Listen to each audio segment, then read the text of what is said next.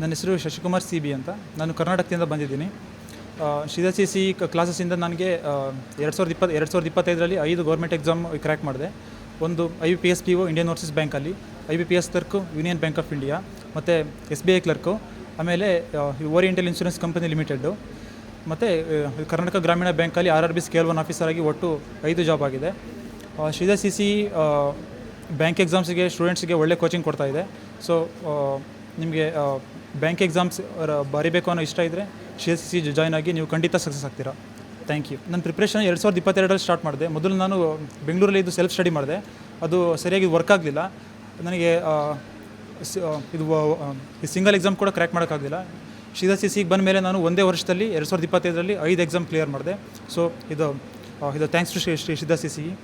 ಸ್ಟೂಡೆಂಟ್ಸಿಗೆ work hard in silence so that your success it makes sound.